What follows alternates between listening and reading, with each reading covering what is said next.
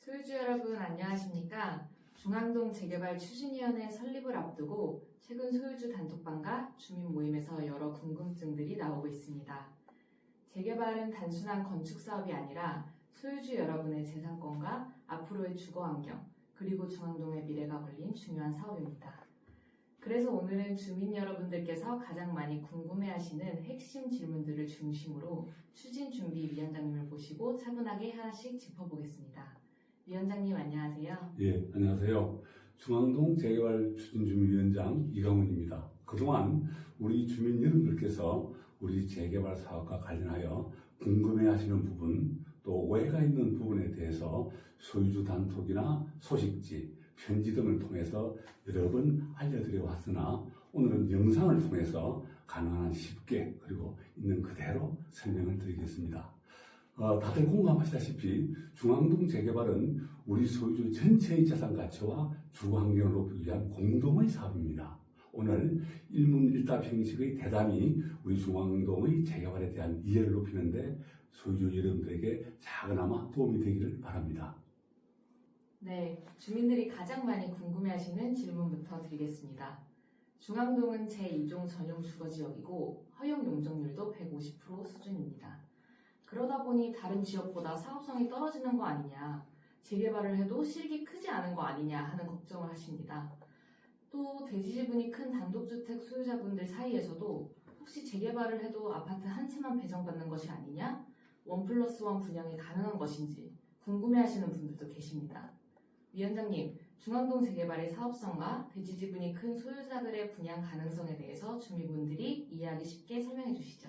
예, 아주 중요한 질문입니다.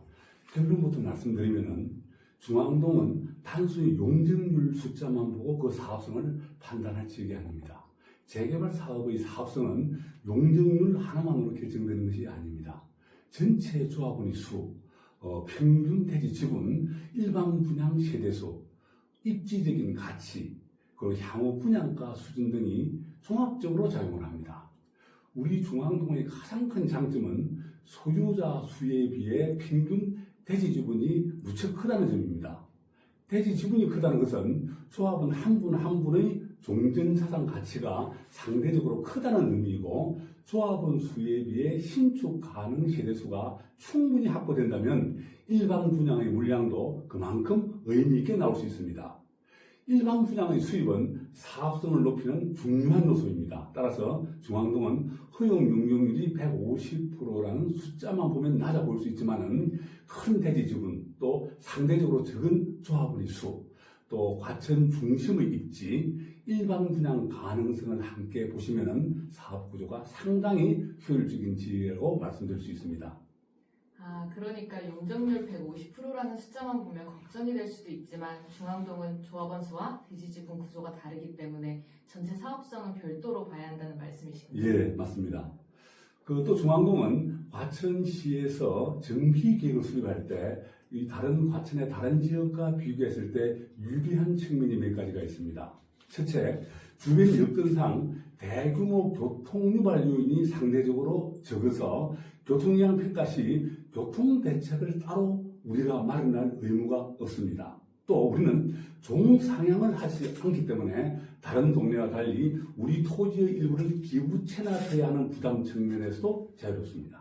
물론 앞으로 정비계획을 수립하고 교통영향을 검토하고 건축심의와 사업시행인가 등 구체적인 절차를 거치면서 세부 내용은 조정될 수 있습니다만은 현재까지 전문기관이 검토한 방향을 보면은 중앙동은 낮은 용적률만으로는 사업성을 부정적으로 볼 적은 결코 아닙니다. 오히려 대지 지분과 입지, 조합원 수 또는 구조를 종합해 볼 때 충분히 사업성이 있는 사업지라고 판단하고 있습니다.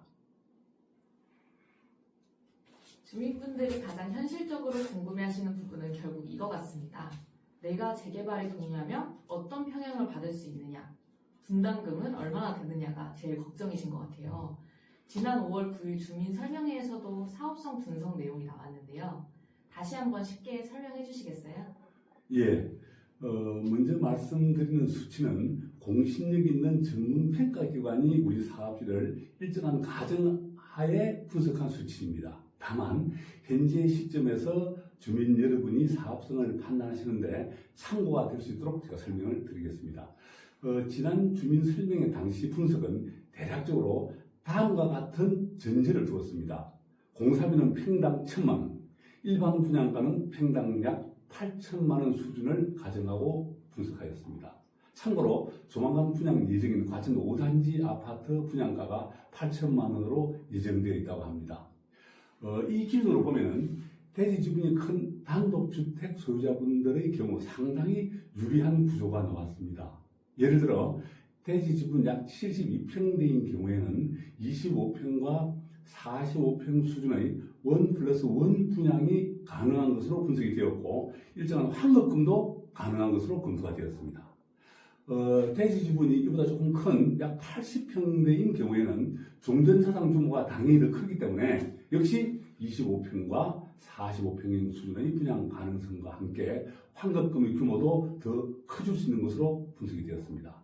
다만 다세대와 빌라 소유주분들의 경우에는 대지 지분이 상대적으로 작기 때문에 신청 병행에 따라서 일정한 분담금이 발생할 수 있습니다. 예를 들어 대지 지분 약 40제곱미터 수준의 빌라 소유자의 경우 25평형을 신청할 때와 34평형을 신청할 때 분담금의 규모가 약간 다르게 나타났습니다.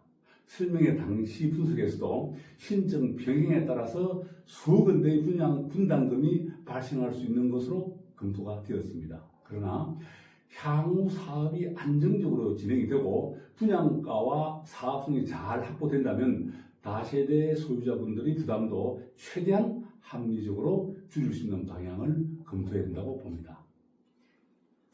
정리하면 현재 전문기관 분석상으로는 단독주택 소유자분들은 대지 지분이 커서 1+1은 무조건 실행이 되고 환급 가능성까지 검토될 수 있다는 말씀이시군요.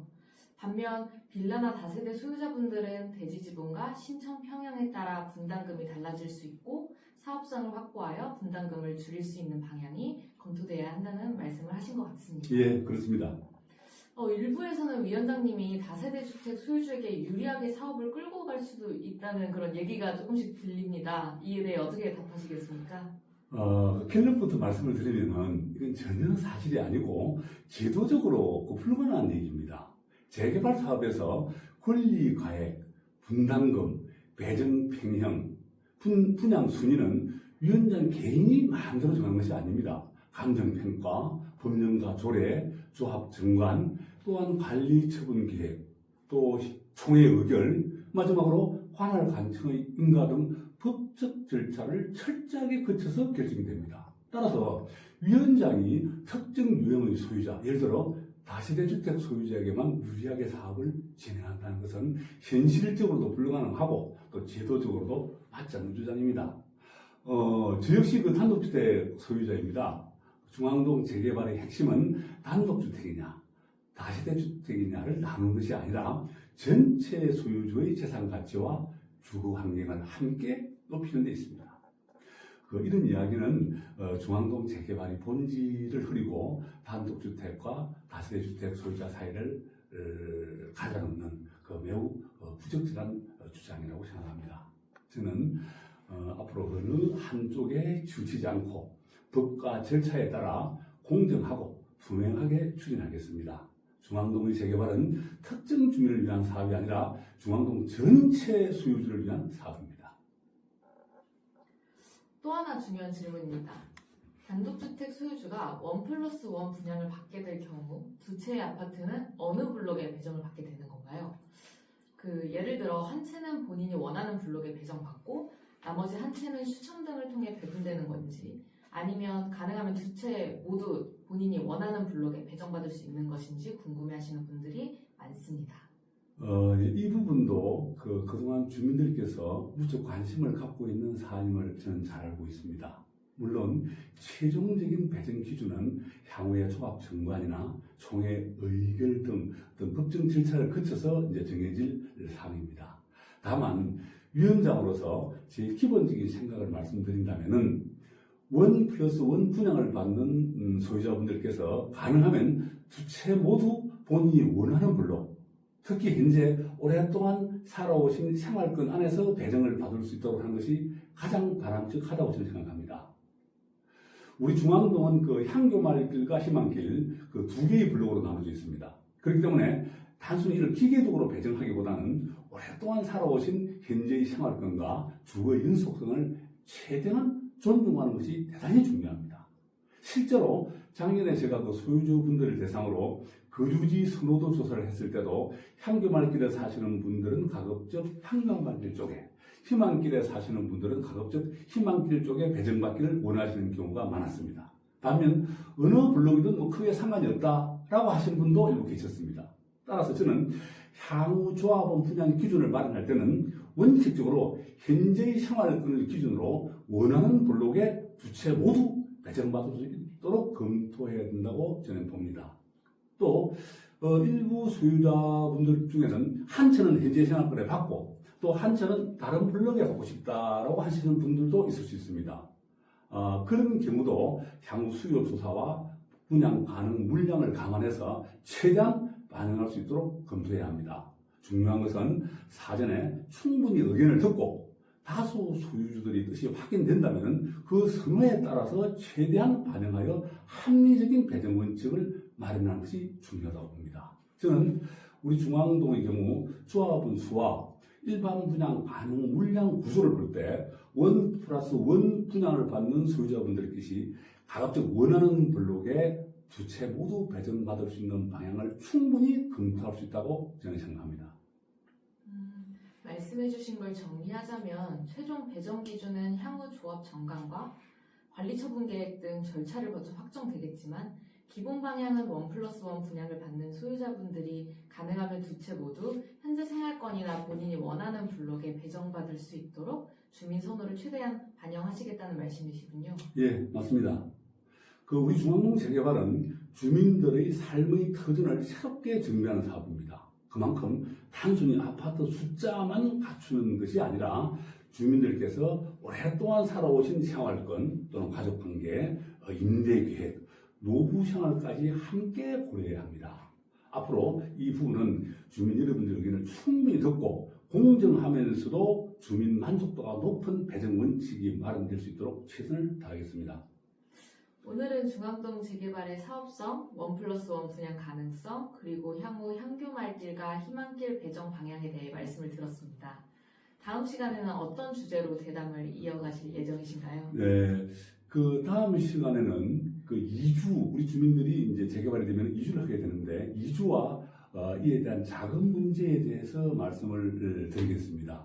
재개발이 진행되면은 세입자가 있는 분들은 전세 보증금을 어떻게 반환할 수 있는지, 월세 수입으로 생활해 오신 분들은 2주 기간 동안 생활비 공백을 어떻게 줄 수 있는지, 또 기존 은행의 대출이나 향후 조합원 분담금은 어떤 방식으로 준비할 수 있는지에 대해서 제가 설명을 드리겠습니다. 재개발이라는 것은 사업성도 중요하지만 2주 과정에서 주민들의 자금 부담을 어떻게 줄이느냐도 매우 중요합니다. 다음 시간에는 2주기 대출, 전세 보증금 반환, 또 월세 수입 공백, 또한 분담금 마련 방안 등을 주민 여러분의 눈높이에 맞춰서 현실적으로 제가 설명을 드리겠습니다. 감사합니다.